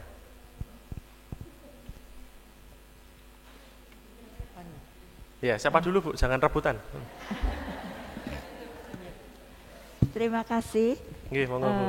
Dok, ini saya akan tanya di luar tema. Nggih, boleh. Saya itu sering minum Neurobion. Nah, ini sebut tiap merek hari. sekarang. Enggak apa-apa. Boleh enggak tiap hari dan berapa dosisnya? Saya minumnya 1. Ya, gini, Bu. Terima kasih. Ya, terima kasih. Neurobion itu adalah vitamin B tadi itu yang saya sebutkan. Jadi gini, vitamin itu memang bagus untuk tubuh. Tapi ketika jumlahnya sudah tercukupi, dia akan dibuang, Bu. Jadi kalau misalnya Ibu vitamin B-nya sudah tercukupi di dalam tubuh, Ibu mau minum berapa banyak, dia akan terbuang. Ya. Jadi memang ya yang namanya suatu bahan kimia ya dimasukkan ke dalam tubuh itu kan akan membebani kerja ginjal, Bu. Ya, jadi kalau misalnya, nah masalahnya adalah kita nggak bisa ngira-ngira kapan vitamin B kita itu cukup toh. Ya, jadi saran saya jangan setiap hari sih, Bu. Ya, karena itu akan membebani kerja ginjal. Ya, karena vitamin B itu kan berkaitan sama ini ya, kekebalan tubuh, terus ini. Sebenarnya kalau Ibu merasa fit, ndak gampang capek ya, ndak perlu minum tiap hari, Bu. Gitu nggih. Karena kasihan nanti ginjal harus bekerja lebih keras. Karena harus buang toh. Karena kalau vitamin B-nya udah cukup, dia harus buang gitu. Gitu nggih, Bu? Tadi, Bu, silakan. Siang dokter, saya Ita, saya mau menanyakan untuk bruksim atau mengunyah saat tidur apakah bisa hilang atau diobati dokter? Maaf, kurang keras Bu. Untuk bruksim atau mengunyah saat tidur. Oh, bruxism. Iya. Ya, Itu bisa hilang atau bisa diobati atau tidak? Ya, terima kasih dok. Iya. Ini yang bruxism ibu apa bapaknya?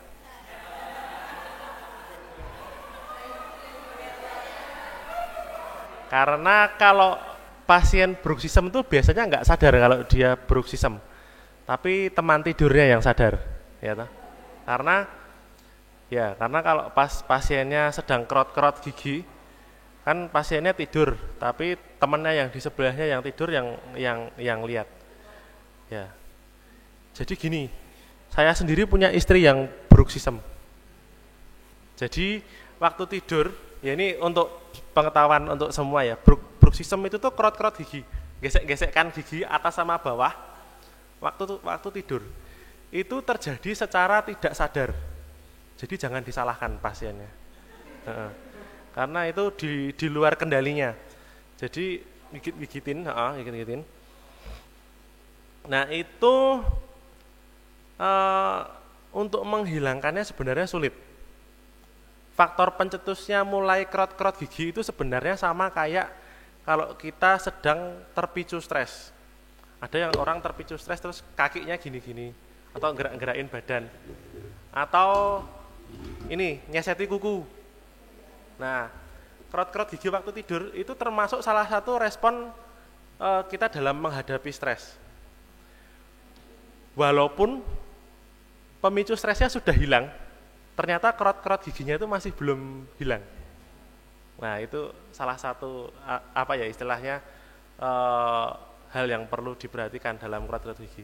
Jadi istri saya seperti itu juga. Jadi dulu itu muncul kerot-kerot gigi itu pas waktu menjelang ujian kelulusan dokter.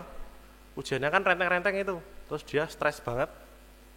Muncul kerot-kerot gigi itu, tapi setelah ujiannya lewat masih berlanjut terus gitu, nggak bisa hilang karena itu involunter, secara tidak sadar di otak. Nah itu kalau sudah terjadi seperti itu ya enggak apa-apa.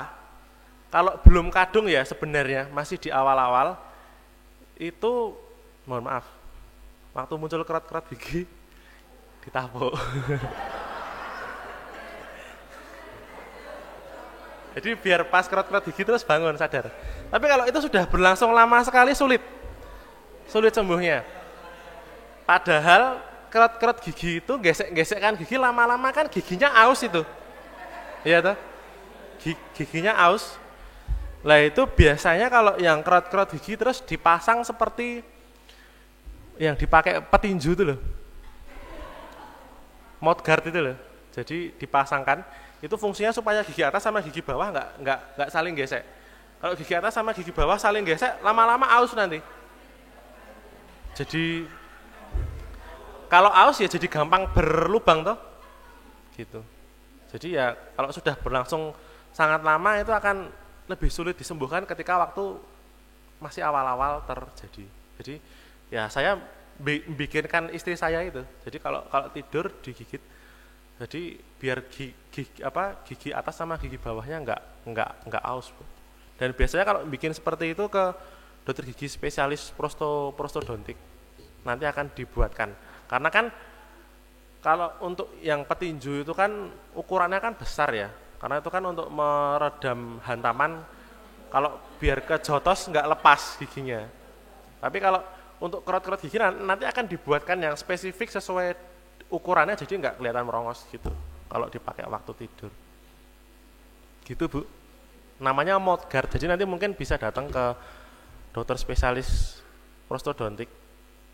Nyarinya emang susah, dokter spesialis prostodontik, tapi di dekat sini ada di Puspanjolo Tengah, namanya Dr. Albertus Freddy, teman saya di Cipto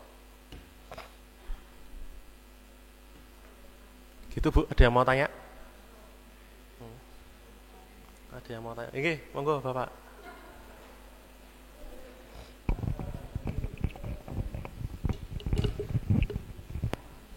Terus Ya, terima kasih. Nama saya Pak J. Mau tanya dokter, sebenarnya mohon penjelasan sebenarnya apa yang terjadi pada gigi yang grepes lama-lama, biasanya gigi geraham, kayak tergerus gitu, lama terus habis sendiri sampai hilang sendiri gitu. Itu apa yang terjadi? Kemudian yang kedua itu saya termasuk orang yang sering terkena radang tenggorokan. Akibat biasanya karena enggak kecapean ya karena minum dingin es gitu. Apakah ketika saya mengonsumsi obat anti radang itu akan juga berpengaruh pada gigi, Dok? Maaf Pak, berarti ketika minum obat anti radang malah muncul ngilu-ngilu gitu? Enggak. Jadi apakah obat anti radang itu juga akan berpengaruh pada kerusakan gigi gitu Mas? Oh, ya. Ya, terima kasih. Ya, jadi gini, gigi kropos itu biasanya nggak langsung kropos Pak, tapi gini, proses gigi berlubang, nggak ada contohnya nih.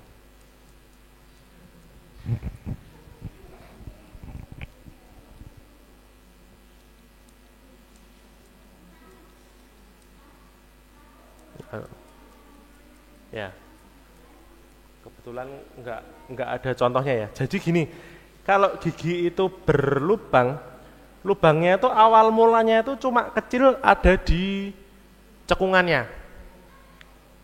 Ketika kuman itu udah berhasil melubangi cekungan yang kecil ini, terus dia masuk ke dalam cekungan yang di atas itu nggak tambah gede lubangnya, tetap akan kecil.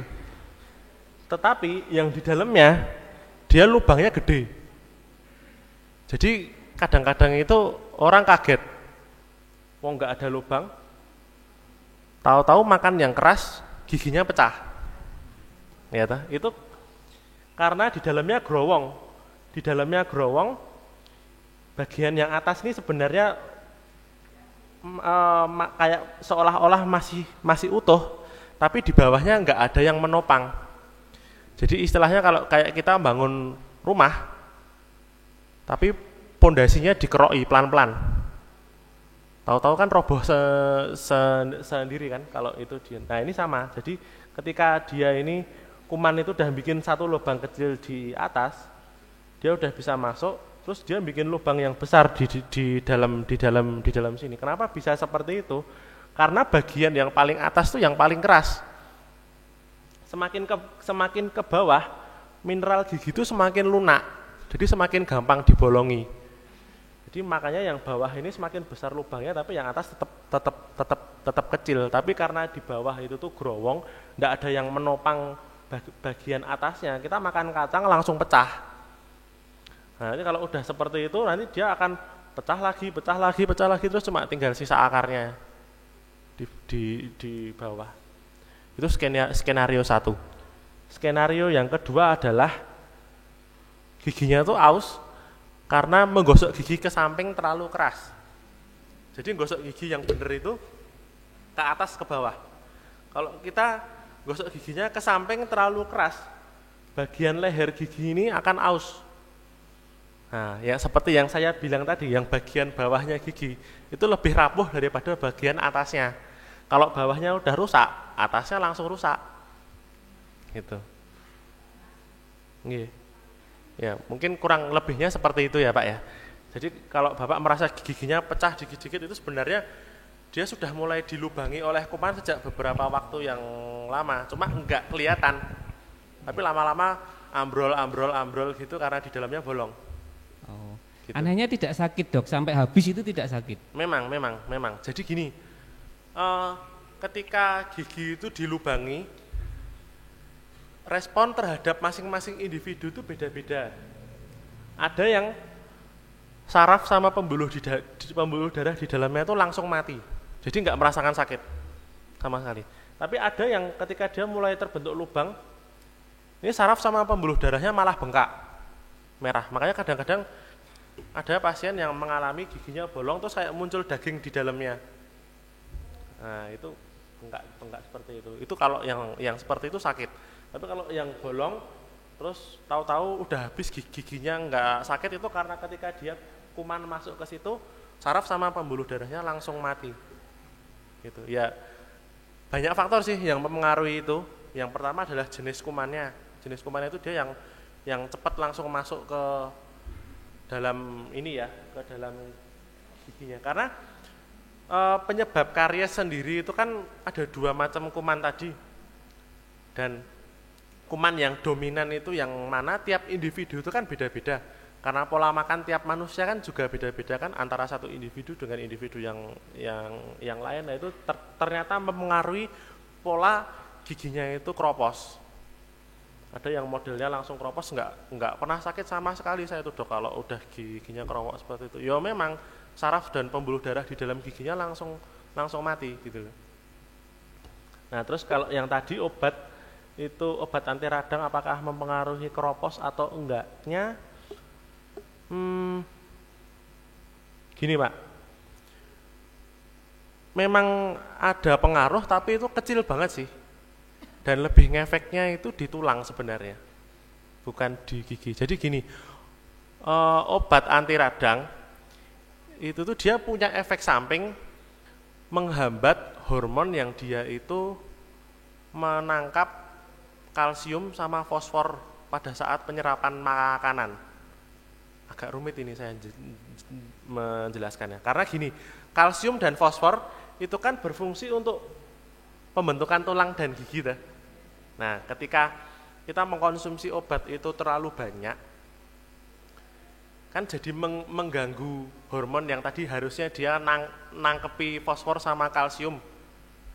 Nah, itu efeknya adalah ya kalau ketika terjadi kerusakan tulang dan gigi, kalsium dan fosfornya nggak segera diganti, gitu sih.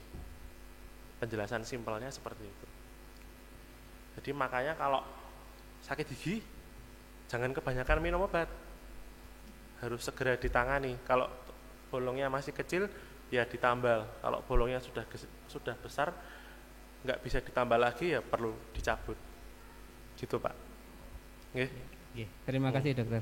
Nggih, mari Pak.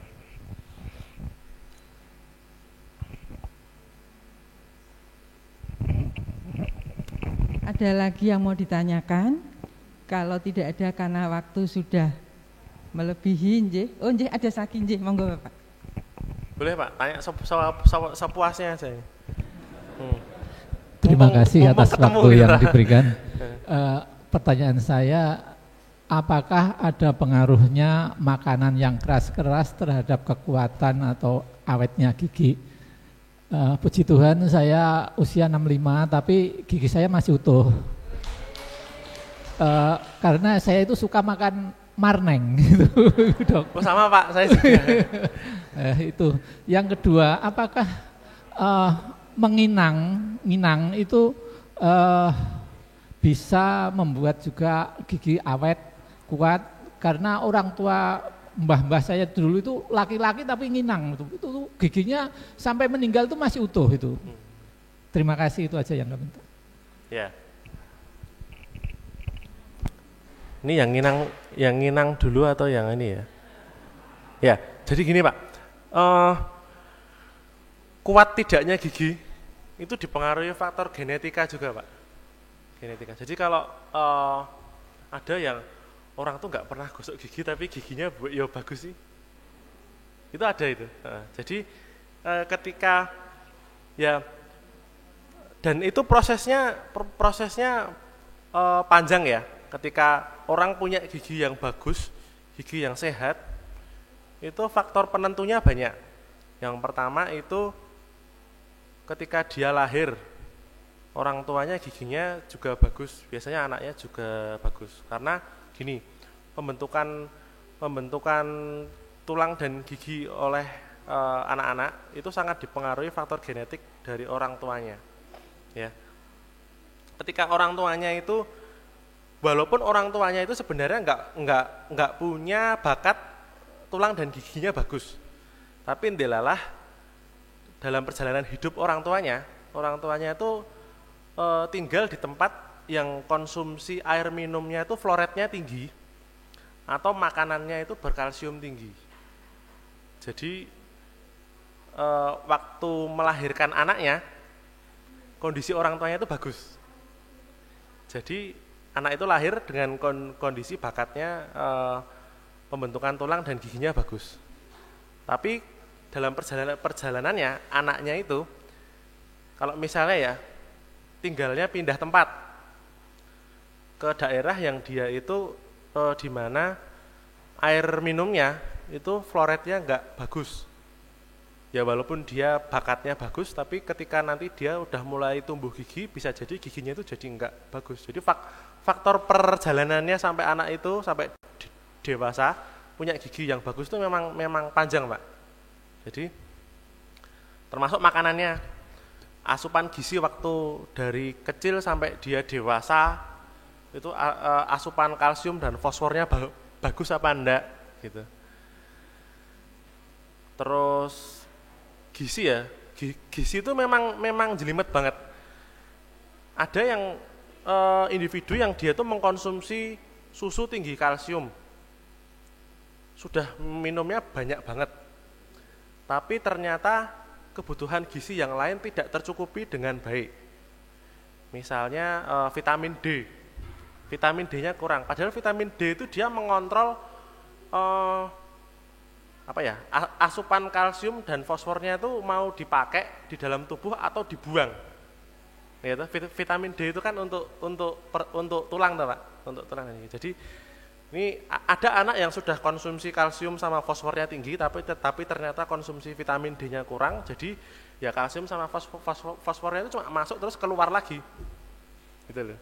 Enggak diregulasi oleh vitamin D-nya. Nah, jadi kalau dia kalsium dan fosfornya bagus, terus vitamin D-nya bagus, akan semakin kuat. Gitu. Gigi itu lebih resisten terhadap asam sama produk dari kumannya itu.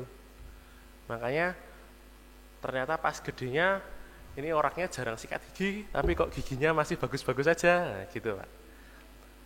Terus kalau yang nginang tadi, nginang itu kan dari suruh ya, dia ada efek antibakterinya memang. Cuma dia membuat rongga mulut lebih basah. Jadi kayak yang saya bilang tadi, orang yang nginang itu giginya enggak kerowok, tapi biasanya karang giginya agak banyak, Pak. Gitu. Nih, jadi ya ada bagusnya, ada endaknya. Cuma efek yang ditimbulkan antara karies gigi sama karang gigi itu biasanya penyebabnya berlawanan. Gitu, Pak. Ada yang mau ditanyakan lagi mungkin? Atau sudah lengkap, Pak? Oh, belum puas? Pripun? Sudah, Dokter. Ada lagi? Terima kasih kesempatan yang kedua. Saya ingin menanyakan apakah ada pengaruh obat-obatan yang diminum terhadap tingkat kekeroposan tulang atau terutama pada gigi. Karena saya ini di usia tua saya banyak sekali obat yang saya minum. Terima kasih. Ya, penuaan itu termasuk salah satunya itu tuh berkurangnya hormon yang tadi, Bu, yang saya sebutkan. Tulang sama gigi itu kan kalsium sama fosfornya itu enggak kalau sudah masuk ke tulang, masuk ke gigi terus diam di situ terus. Tapi dia akan keluar masuk, dan keluar masuknya mineralnya itu tadi itu dikontrol sama yang namanya hormon. Hormonnya namanya parat hormon. Parat hormon itu dihasilkannya di kelenjar tiroid. Ya kalau misalnya mengkonsumsi beberapa obat-obatan yang mempengaruhi yang punya efek samping mempengaruhi hormonnya itu, ya dia akan mempercepat pengeroposan tulang. Karena pengeroposan tulang itu sebenarnya terjadi sudah sejak muda. Cuma kan dikompensasi. Jadi kalsium sama fosfornya diambil. Tapi terus diganti sama mineral yang baru. Seperti itu terus, keluar masuk.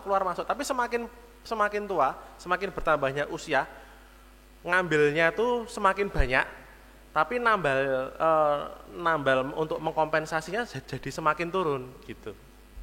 Nah, contoh obat-obatannya sebenarnya enggak banyak sih Bu, dan hitungannya jarang sih.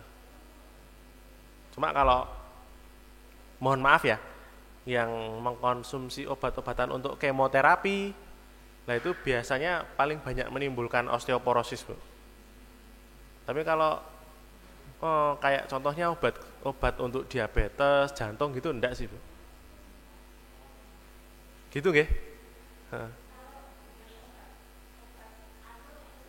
Obat apa Bu? Iya. Mempercepat osteoporosis Bu. Obat kanker itu kan obat kemoterapi toh. Iya, itu mempercepat osteoporosis memang. Gitu nggih Bu nggih? Gitu Bu. Adalah yang mau ditanyakan lagi? Kita sudahi aja nggih, udah siang. Nggih, terima kasih dokter untuk ilmunya. Kita beri aplaus untuk kita semua. Oh iya, mungkin mau menambahkan kalau belum saya jelaskan lengkap tadi. Impaksi gigi ini itu bisa dilayani dengan BPJS. Jadi Bapak Ibu enggak usah khawatir. Nanti kalau Ibu bisa dapat rujukan, nanti bisa datang ke Rumah Sakit Panti Wiloso Citarum, nanti dilayani di sana. Sebenarnya dokter bedah mulutnya ada 2, ada saya dan dokter Puji untuk melayani tindakan-tindakan bedah mulut. Dan untuk tindakan impaksi ini sebenarnya ada 2 macam cara mengambilnya, yaitu dengan bius lokal. Bius lokal itu seperti cabut gigi, jadi dikerjakan di kursi gigi, di poli, dalam kondisi sadar, langsung pulang. Atau yang kedua adalah dengan bius total. Bius total tadi seperti yang Bu Herina itu biasanya untuk ngambil beberapa gigi sekaligus. Kalau misalnya impaksinya ada 2 gigi, ada 3 gigi, daripada bolak-balik sakitnya sampai 2 kali, 3 kali, mending sekali aja dengan bius total. Itu tapi perlu rawat inap 1 malam. Kalau dengan bius total itu pengerjaannya di kamar operasi, jadi dengan dibikin tidur itu loh Bu, kalau operasi itu. Nah itu juga di cover dengan BPJS, jadi Bapak Ibu nggak usah khawatir, pelayanannya nanti tidak dipungut biaya sama sekali. Gitu nggih Bapak Ibu.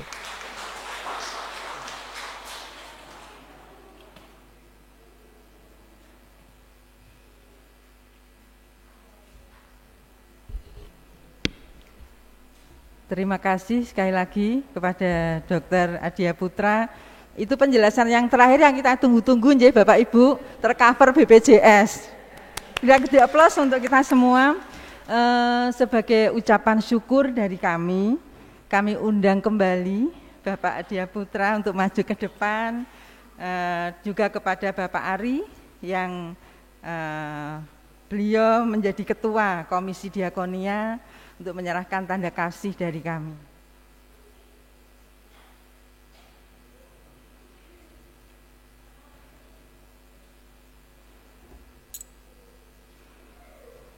Kita beri tepuk tangan. Terima kasih dokter, sukses untuk dokter.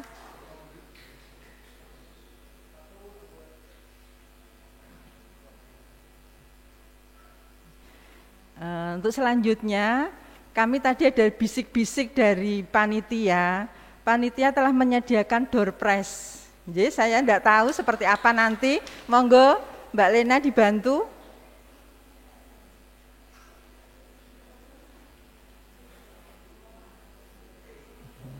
Silahkan Ibu berdeg-degan, mudah-mudahan semua dapat ya.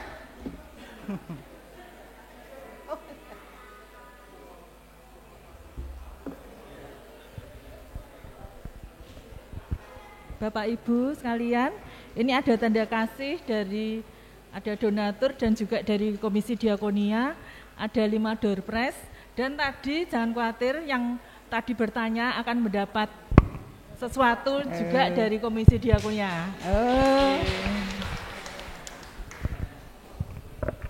Kita buka langsung 5 ya untuk singkat waktu. Mari kita kocok-kocok ya. Sesuai dengan daftar hadir ya, absen ya. 23. Nomor 23 siapa Nomor ya? 23 Bapak Wintono blok 5. Yes, sembarang. sekalian. Ambil sendiri aja Bapak, monggo. Nggih. Door prize pertama, monggo. Boleh dipegang-pegang, dipijat-pijat dulu. Kedua. Kemudian nomor urut 2. Nomor urut 2 Ibu Yuli, blok Bu 8. Yuli, ya silakan. Kemudian yang 3 nomor urut 21. 21 Bapak Marianto. Monggo Bu Yuli diambil. Dipilih saja. Boleh, Ya, boleh. Silakan. Pak Marianto nomor 27, Pak. 21. Oh, 21. Kemudian nomor 27. Nomor 27 siapa? Adalah Bapak Sukiman, blok 4.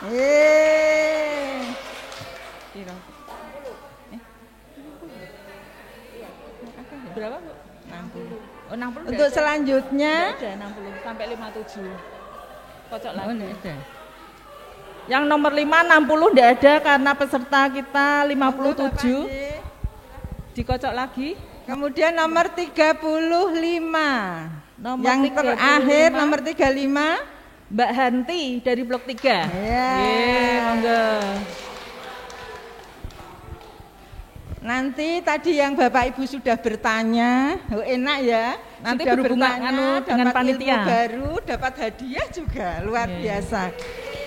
Terima kasih semuanya. Untuk selanjutnya kita akan akhiri dengan doa penutup yang akan dipimpin oleh Bu Putut. Nanti selanjutnya doa penutup kita akan foto bersama, nggih. Jangan kondur dulu. Mari Bapak Ibu kita satukan hati untuk menaikkan doa syukur kita. Maha besar Allah Bapa kami yang bertahta dalam kerajaan surga yang mulia. Bapa yang di surga, perkenankan pada siang hari ini kami menghadap hadirat-Mu kembali untuk mengucapkan puji syukur dan terima kasih kami atas penyertaan Tuhan pada kami semua hingga saat ini. Dan kami juga bersyukur kalau Tuhan telah menyertai acara ceramah kesehatan gigi pada siang hari ini. Dan kiranya dengan ilmu atau pengetahuan yang kami dapatkan pada siang hari ini dapat menjadikan kami lebih menghargai kesehatan diri kami sendiri, sehingga dalam keadaan sehat kami senantiasa dapat memuji dan memuliakan nama Tuhan. Bapa yang di surga, kami juga berdoa untuk keluarga Dr. Adia Putra, kiranya Tuhan senantiasa menyertai pelayanan beliau. Tuhan memberkati kesehatan, kekuatan, sehingga beliau senantiasa dipakai Tuhan untuk melayani pasien ataupun masyarakat yang memerlukan pengobatan mengenai kesehatan gigi. Tuhan kiranya senantiasa menyertai keluarga Dr. Adia Putra ini. Terima kasih Tuhan Yesus atas kebaikan-Mu, atas penyertaan-Mu hingga saat ini. Dan jika sebentar lagi kami akan pulang ke rumah kami masing-masing, kami mohon penyertaan dan pimpinan Tuhan, sehingga kami boleh sampai di rumah kami masing-masing dalam keadaan baik, sehat, dan damai sukacita senantiasa menyertai kami semua. Terima kasih Tuhan Yesus, terima kasih. Doa yang jauh dari sempurna ini kami naikkan hanya di dalam nama Putra-Mu yang tunggal, Tuhan kami Yesus Kristus. Amin. Terima kasih Bapak Ibu atas kehadiran semua. Tuhan memberkati.